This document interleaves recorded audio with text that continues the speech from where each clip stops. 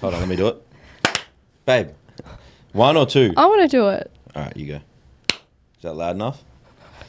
What's going on, guys? We're back on the HUSLA podcast with our co-host, Anthea. Guys, I finally, if you watched last week's episode, you'll know that I was trying to swindle her into being the co-host here, and she has finally agreed, and here she is.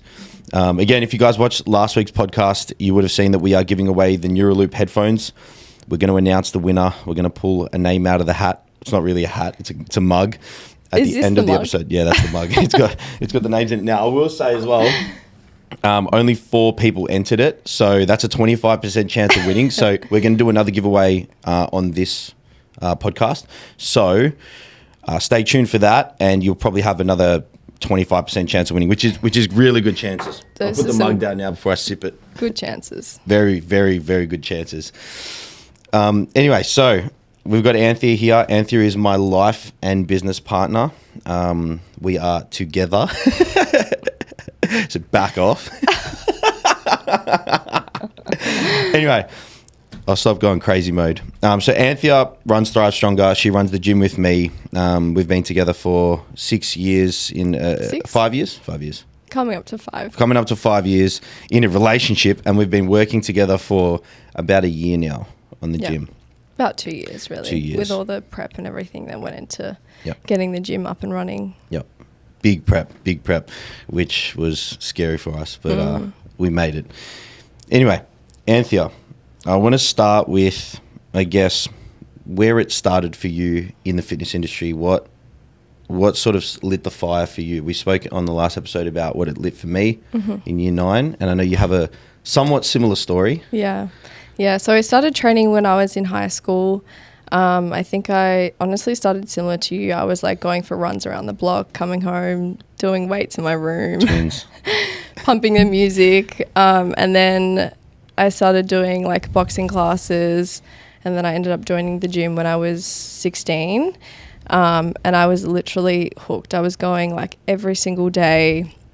I ended up getting a coach or a PT at the time, and he was a bodybuilder himself. So a lot of his training, I was just doing bodybuilding style training, really, like full on like AMRAP sets, like on the shoulder press. Good stuff.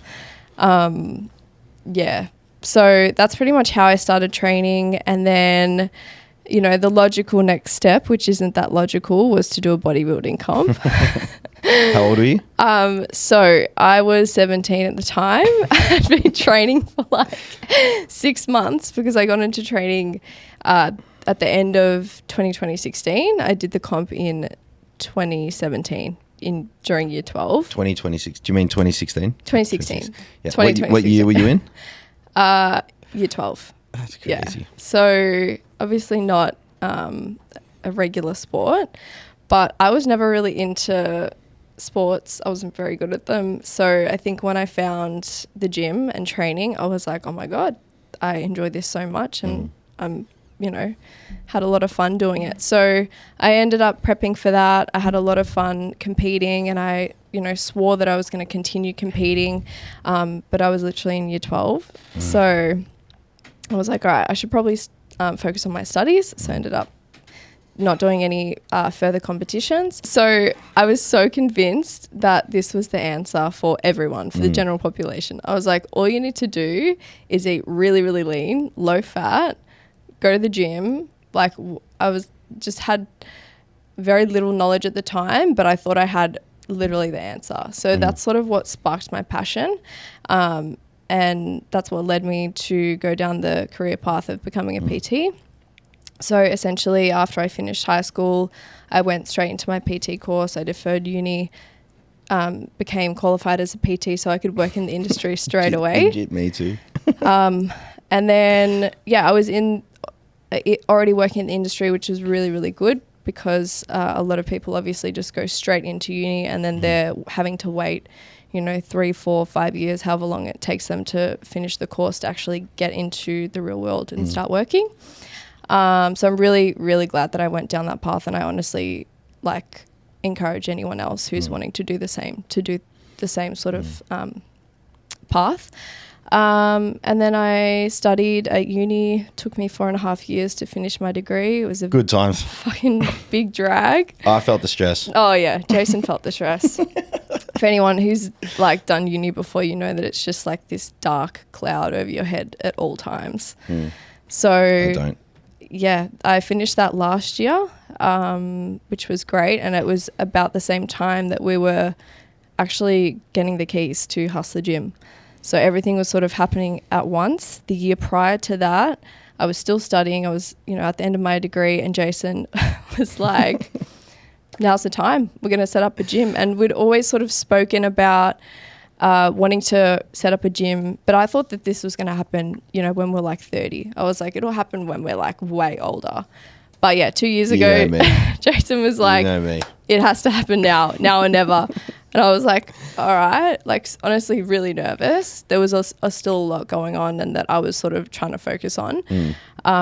But honestly, the best decision that we've ever made. And honestly, I think I felt the same nerves as you as well. Yeah. Is it right? Is it not? But like just knuckle it and do it. Yeah. I think it's so scary taking that risk. And it's not so much what I've learned. It's not so much the fear of fear of failure. It's not so much the fear of failure. It's actually the fear of success. So I was thinking, how is this going to impact my life and take away from my flexibility that I have? Am I actually going to be able to take on this success and, play a bigger role and take on and more work essentially? So it didn't really come down to what if we fail. It's honestly like a lot of the fear was just around everything, like holding. What if you succeed? Yeah. Like what if you succeed and it takes away our flexibility, which is something that I felt as well. It was honestly the reason why I didn't want to do it sooner was because I like the flexibility of working online. Yes. Wake up, work from home. But then working from home gets a bit boring. It's so boring. When Working I compare my lifestyle then to now, I'm like, oh my gosh, so much more abundance, so much more social, having so much more fun now. Like it's just so much better. I mean, we also have the separation between home somewhat and work because our office is here. We have a space I know for me, whether I'm sitting here, in there, or in my office, or even on the gym floor, my mind is surrounded by, I guess the environment is the gym, so I can think a lot more clearly about, creatively. I can think more creatively and stuff. And then also, I know for yourself as well, like when we finish here, we try finish here. I know there's still stuff that we got to do when we get home, whether it's a conversation between you and I about work or whatever. But we can leave it here more than we could at home. 100%. And the work's better here. And as a team with everyone, those of you guys that don't know, we'll talk about Thrive in a little bit, but Thrive, HUSLA, and then the gym, and then also OPR, Marcus, we're all in one space now, so we can collaborate. We can do shit like this. Shit like this. Yeah, we can do whatever we want to do. It's much easier than jumping on a Zoom call or a phone call, and we're literally down the hallway in another office from the other person, so we can collaborate a lot better. So it's definitely improved, I think, pretty much every aspect of everything that we were doing in business prior. Yes. And in terms of taking away flexibility, like we can't go for like a walk on the beach during the day, but I mean, we can if we want to, but I think, first year into business, we love it. We're hustling, and this is like my second home. I'm so happy to be here. Gangster couches you can sleep on if you want. I've had a couple naps here. It's honestly like a second home here. So many of our friends are here, clients. It's just the best. So, I mean, we're on the gym topic, I guess. Now that we can sit here and sort of reflect, we're in a podcast setting. Would we do anything differently? Would we do it again? Like, how do you feel? Great success? What do you reckon? Do anything differently? I've never asked Anthea this question. I don't know. Like, obviously, I have no regrets. Everything that we did, we learnt lessons from. I don't think so. I think everything that we did, we learnt a lot from. We did a lot of the renovations by ourselves. I was doing a lot of work with your mum, which was so much fun. Very cute. Jason's mum does woodwork, and Yes. she's very handy The on the wooden hammer tools. plug.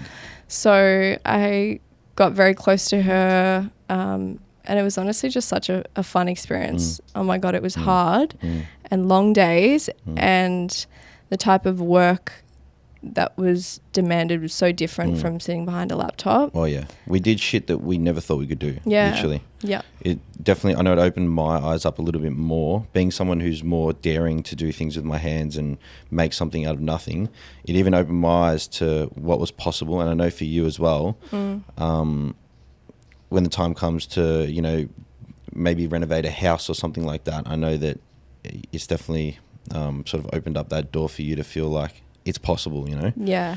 I remember walking in on day one and I was just going around the entire gym, and I wrote a massive list of all the things that we had to do. And because there's like an order to everything, you can't just start fucking painting. You need to prepare everything, and you need to clean stuff. And there was renovations to do before that. And honestly, it was the most overwhelming feeling. And it felt like that for months and months until we actually start to make some progress, you know, understand the flow of everything and the order. But I just remember how overwhelming it was. And I think I certainly didn't understand the attention to detail that you have to have on so many little tiny things. I think what we did was we one day at a time, literally. One task, one day at a time, one rep at a time, one set at a time, whatever it is. Eating soups as well. Eating soups every day. just one thing at a time. And we slowly got there. We thought it was going to be, or I thought it was going to be done in 2 months. It took 3.5.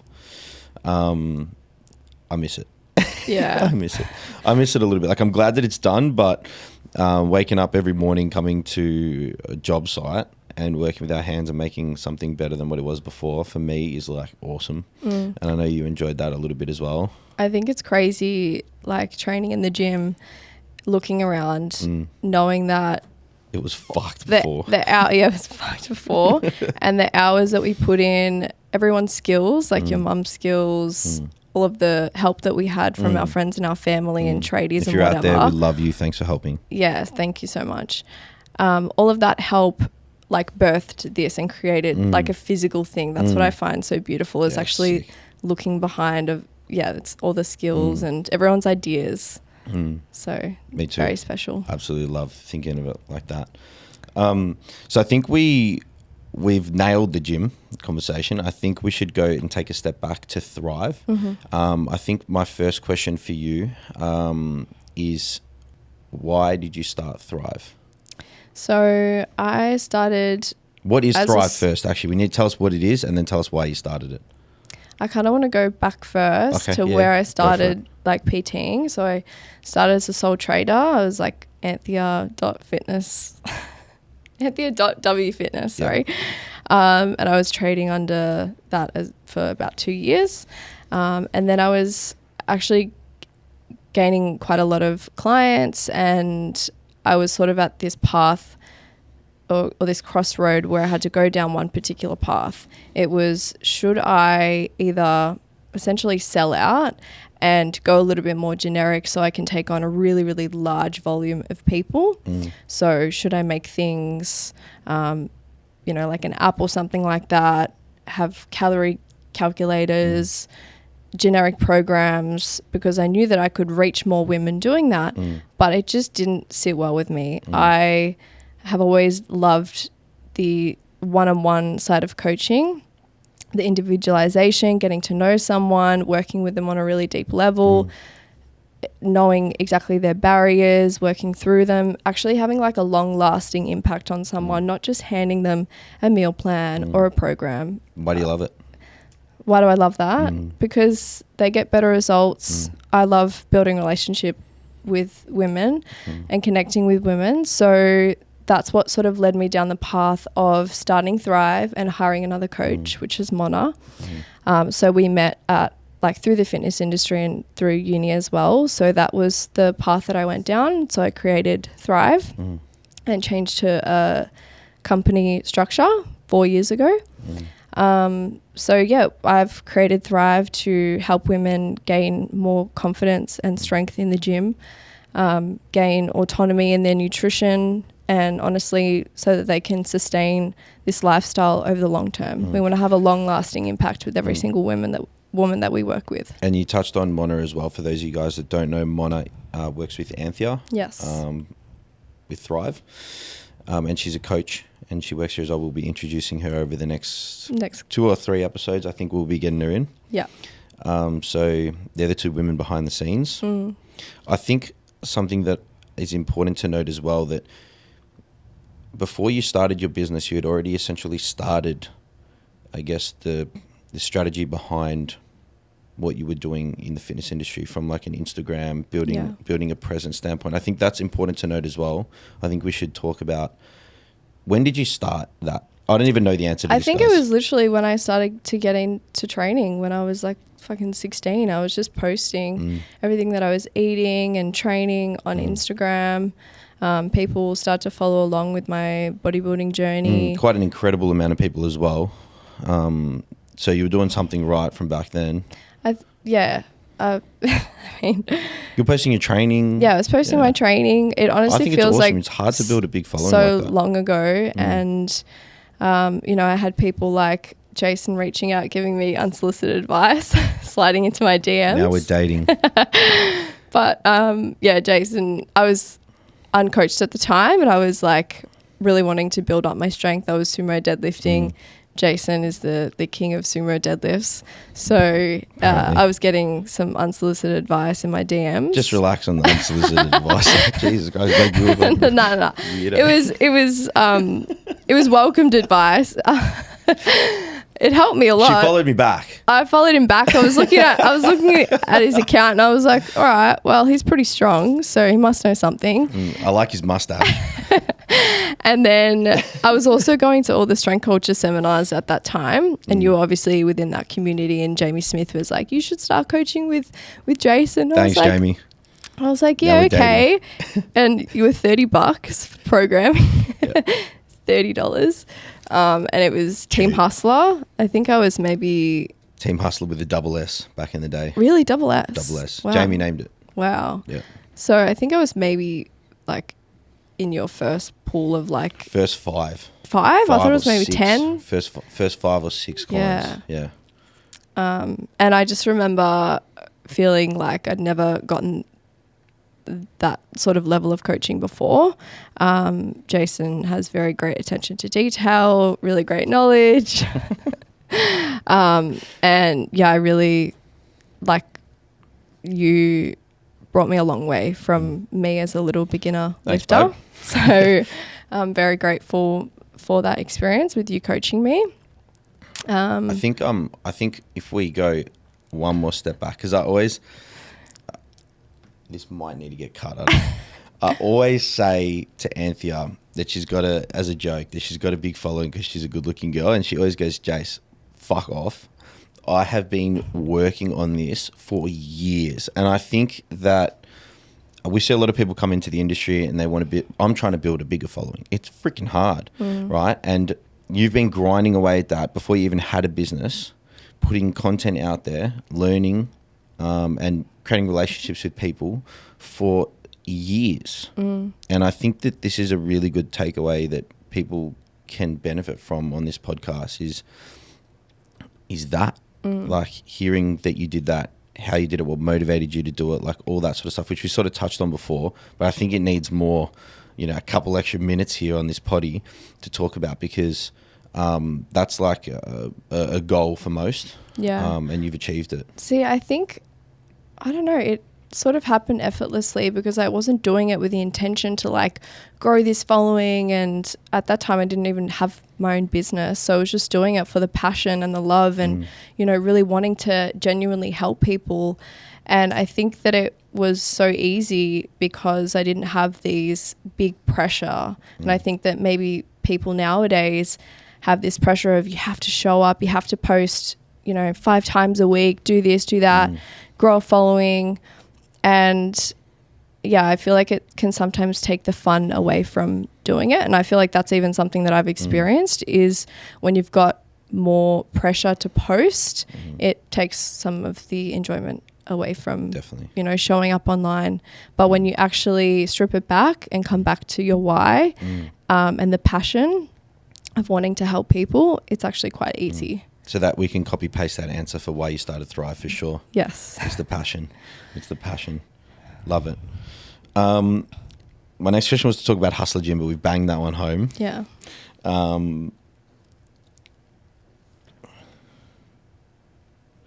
Okay, so then it doesn't need to be one person, but who has been the most influential for you and your growth in the industry since, I guess, before you started your business, since day one? Call your day one high school. So It can be several people. I had to think about this like last night. I was like, I don't really know who's impacted me. And then I realized all of the YouTubers and people that I used to follow on social media. I don't know if you ever Rattle them follow off. these people. Rattle them off. Nikki Blackadar, she was like a Gymshark Yeah. athlete. I was obsessed with her. I used to watch all of her bodybuilding vlogs of her eating fucking egg whites and whatever.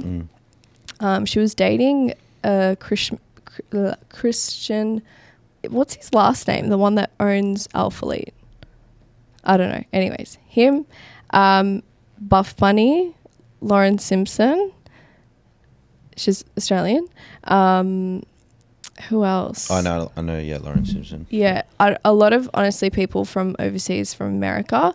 And I used to go to the fitness expos. I used to go up to them, wait in line, and then like get a photo with them, tell them how much they inspired me. I'm pretty sure I used to ask them nutrition questions as well. Like, I'm just cringing at this because I don't even know what the fuck questions I asked them, but yeah, so they had a really big impact on me at the start, but then I started to go down more of the evidence-based path. So like Mike Isotel, honestly, number one. Eric Helms, like those sorts of people. But Mike Isotel is, I would say, my number one. When I met him. Funny. He's funny. He's funny. fucking Yeah. so intelligent. Good, easy to digest content for those out there. We love him. When I met him at the fitness, the UABC, I was so nervous. Like I've never been so nervous to meet someone. I was like shaking when I was like talking to him. I was like, I've been listening to you since, this is only like maybe, was this last year or the year before? It was recently. Yeah. At the UABC, 2 or 3 years were you ago. there? Yeah.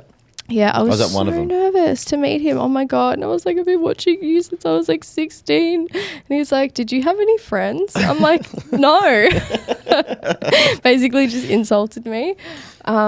Yeah, so Mike Isotel, number one. But moving on from that, obviously you've had a very big impact on me. Oh. I wasn't expecting this one. And then in terms of training now, I would honestly say everyone in the gym. Like literally who we're surrounded by, all of our clients, all of our members, you know, their attitude towards their training is so inspiring, and being in a community like that is so valuable. Yep. You also mentioned before about the expos and the bodybuilding shows and stuff. Oh my God. Actually, I have one more. You know what it is that I'm about to ask? What were you going to say? You go. I was just going to say Rich Piana. Oh, yeah. Yeah. I also lined up with him. Yep. Rest in peace. Those of you Couple guys times. don't know Rich, he's a G. And I remember saying to my PT, like, he was like, yeah, like, you know, he's like on steroids, right? I'm like, what? Like, I was so oblivious. I had no idea. I was like, what do you mean? I was like, I just thought he was like that because he ate like 10 meals a day. And I had no fucking idea. For those of you guys that don't know, he's very open about it. Or was very was. open about it on his YouTube. He's passed away now. Very sad. But yeah, I remember that. You sent me the photo of you and him. He's a monster. Me flexing with him. Absolute monster. I was going to talk about when you presented. When I presented? Yeah, you're on stage. Oh, yeah, for the Arnolds. Yeah, that's cool. Yeah, that was cool. Little moment. It was pretty cool being backstage with, like, literally the best bodybuilders in the world. Crazy to see them, like, in real life and just... What did you do? What did I do? I basically presented awards for them. Yep. So, That's freaking it was very awesome. cool. I reckon that's sick. And I reckon, like, building your personal brand to something that was able to, I guess, get the call up for something like that is sick. Yeah. Like a lot of people would be like, I wish I could do something like that, you know?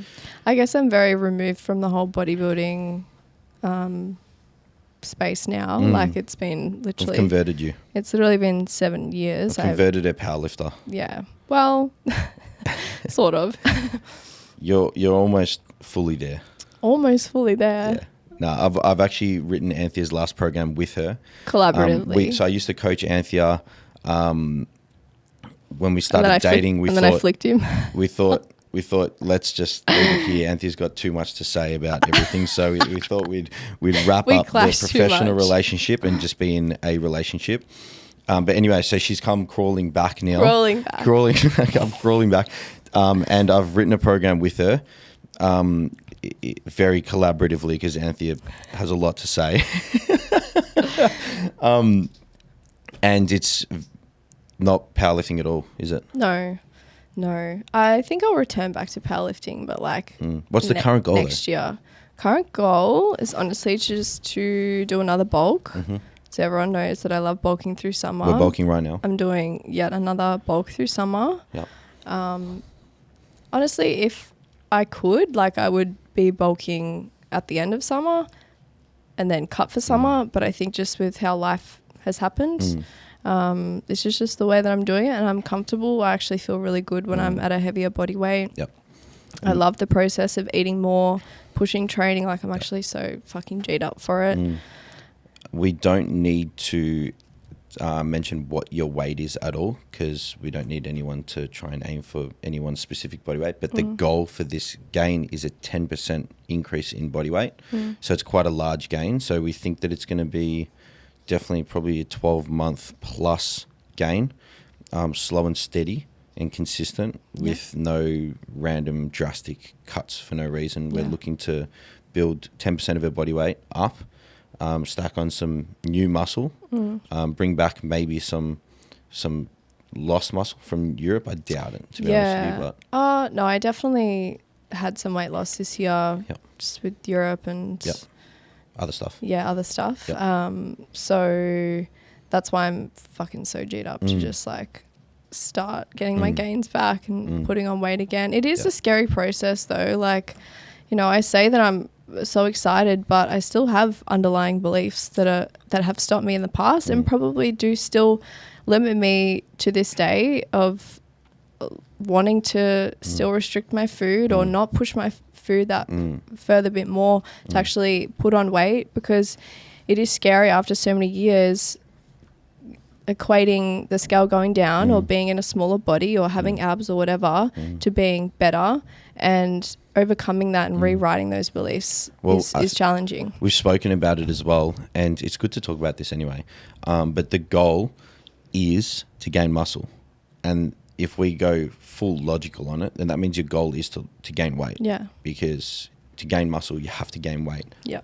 Otherwise, you just get leaner and gain weight. But there's only so far you can go, right? So if your goal is to gain muscle, grow your glutes, grow your delts as a female, maybe grow your quads, you need to put on weight. Yeah. Like you actually have to. Yeah. Like that is what your goal is, to gain weight. If your goal is to grow your glutes or whatever it is, your goal is to gain weight. I'm sorry. Like that is the simplest way that I think we can put it. And I always say to my clients, if you envision and think about like your dream body, I promise you that the number that you will be at that body weight, that body type is honestly so fucking irrelevant, and it'll probably surprise you, that number. It'll probably be a lot heavier than what you think it might be, because your body weight doesn't take into account how much muscle mass you have or fat you have. 100%. So it's just such a limiting thing to base all of your progress on. Who cares what the number is? If you look the way you want, it doesn't matter what the number is at all. Yeah. But that's a bit of the problem out there, is that there's definitely a stigma attached to any body weight heavier than what you are right now. And I know it's something that a lot of females face, even males as well. I think ours is more being too light. And for females, it's being too heavy, quote unquote, whatever that number is. I think it's hard when you're actually chasing two goals with being lean, but then also being jacked. They're sort of two opposing goals. Yes, you can achieve them both at the one time to a certain degree, but there comes a time where you need to push for either one or the other. So it is hard, and I know that I've always felt like the grass is greener. When I'm bulking, I want to have abs. And when I'm cutting, oh my God, I want to just be able to eat more. I want to be able to push my training harder. So the grass is honestly always greener, and that's something that I've had to always remind myself, no matter if I'm, cutting or bulking. What are some things you do to enjoy the process? Because we know that the end goal is always changing. The goalpost is always moving. What are some things that you think of to sort of help with your mindset around whether it's gaining or cutting or whatever it is, to try and enjoy that process? If the grass is always greener, what do you do to enjoy the less green grass? Well, firstly, performance goals. Like with all of my training, I'm always focused on getting stronger, doing more than the week before. Powerlifter, guys, you hear that? Yeah, powerlifting.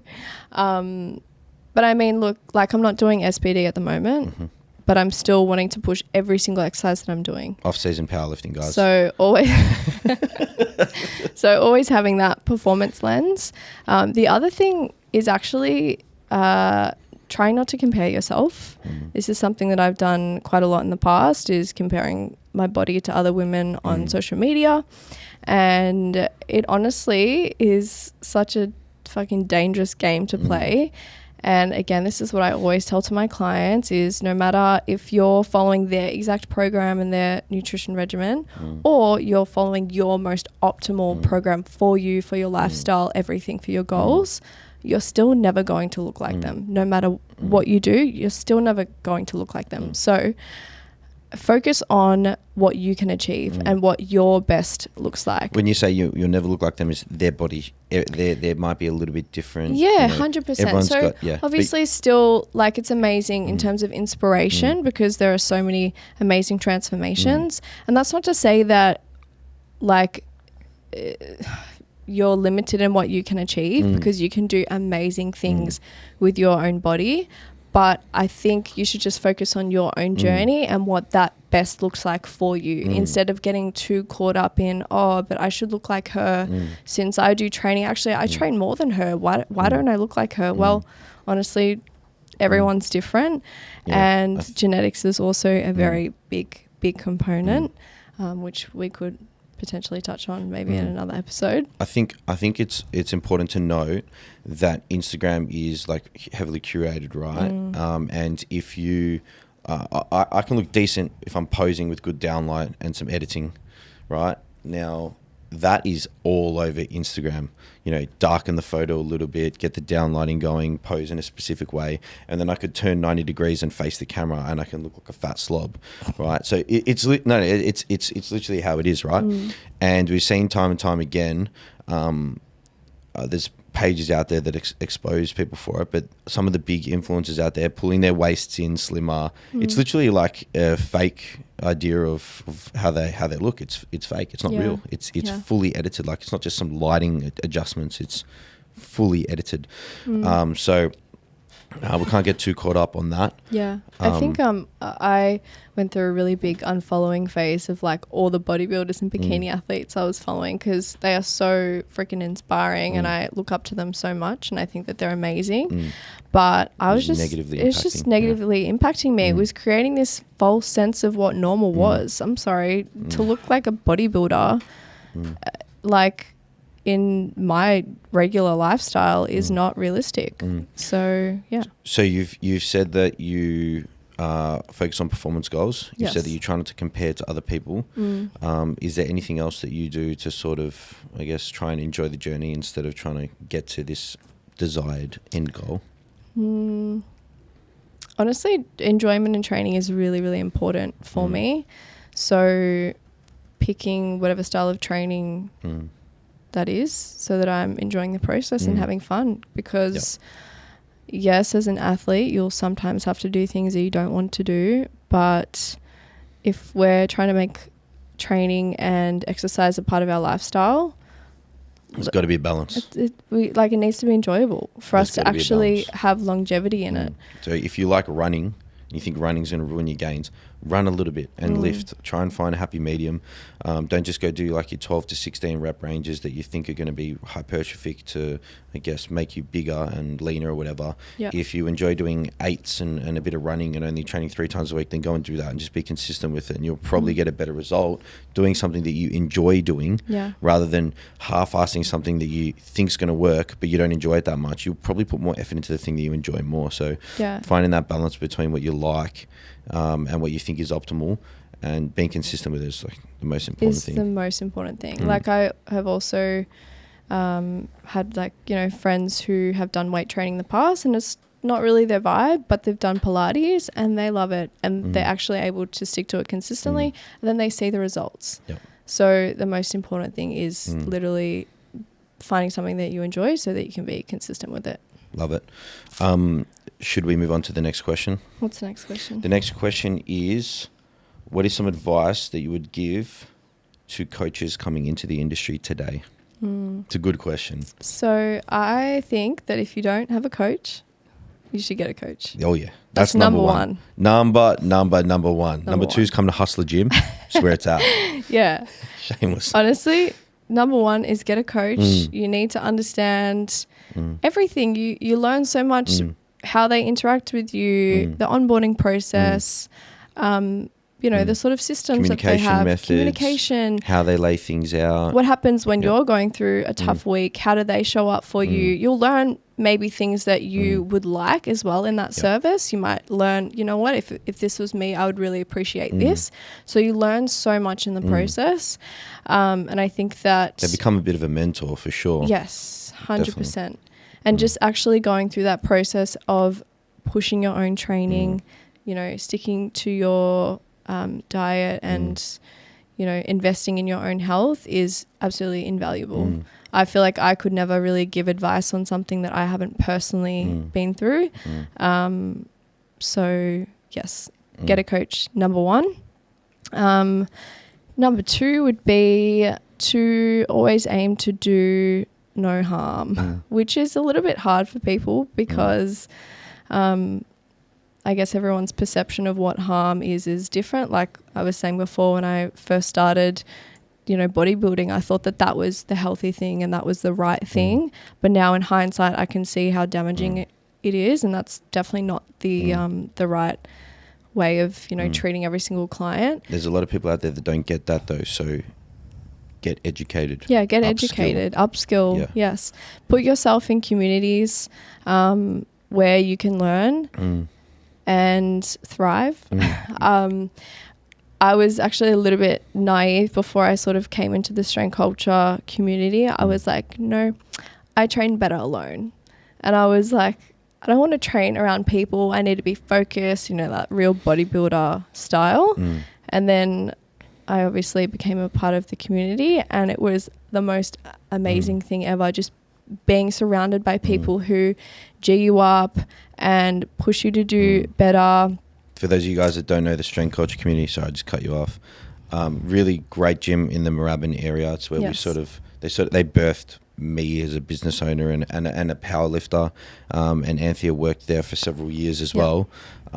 Really good gym down there. Go check it out. Yeah. So yeah, once I was a part of that community, it sort of changed my entire perspective.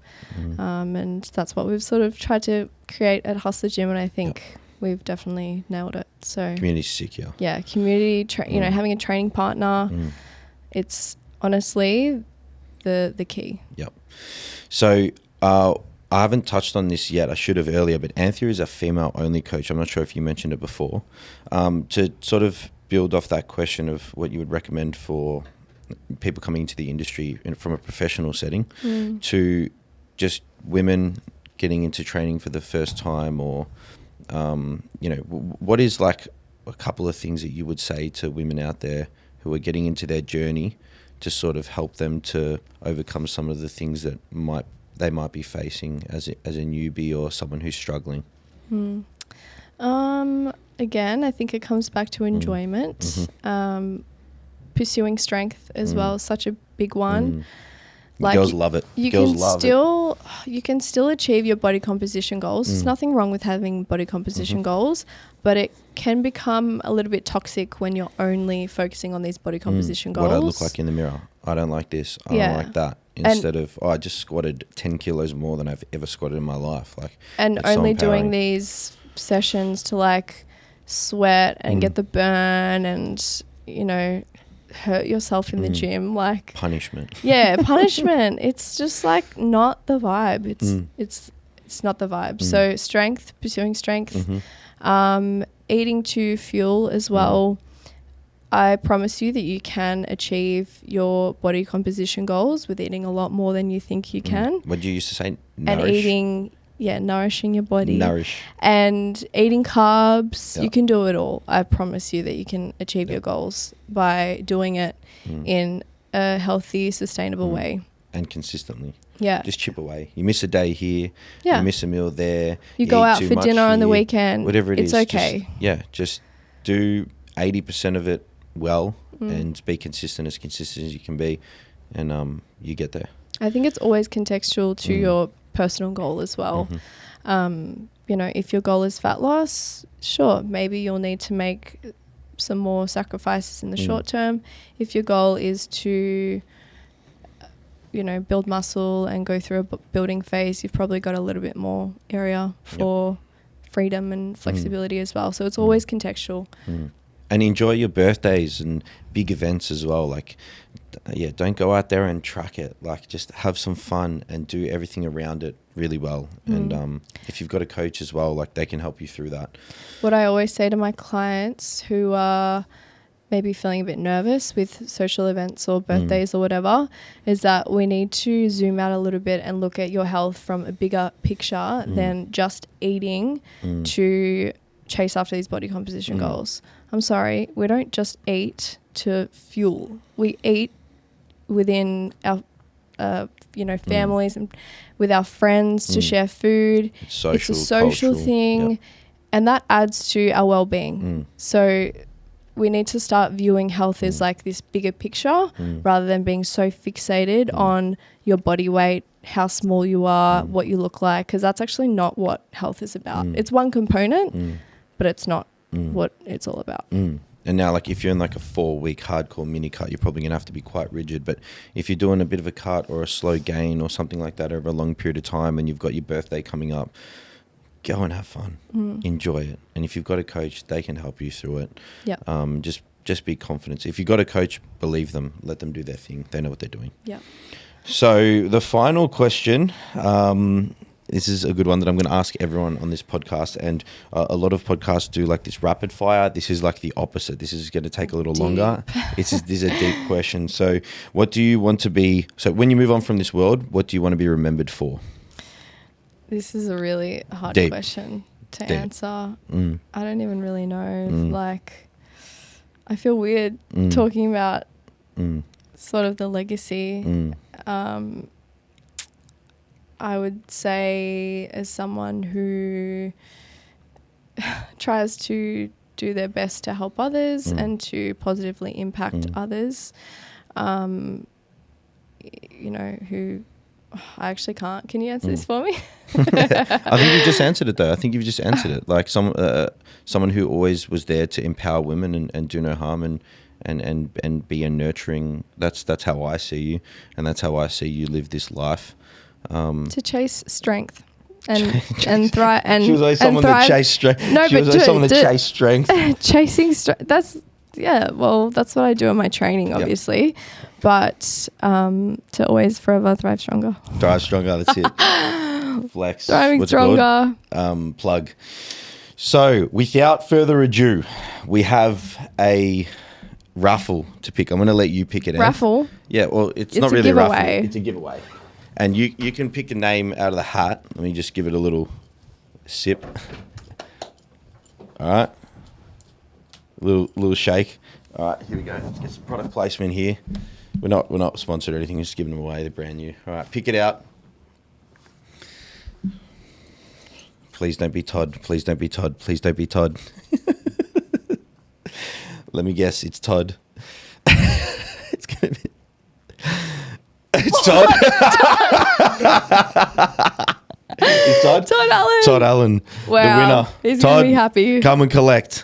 So Todd came for a drive with me 2 nights ago to pick up a gym machine, and I was like, dude, fucking share the podcast and go into the running. There's like 3 other people in it.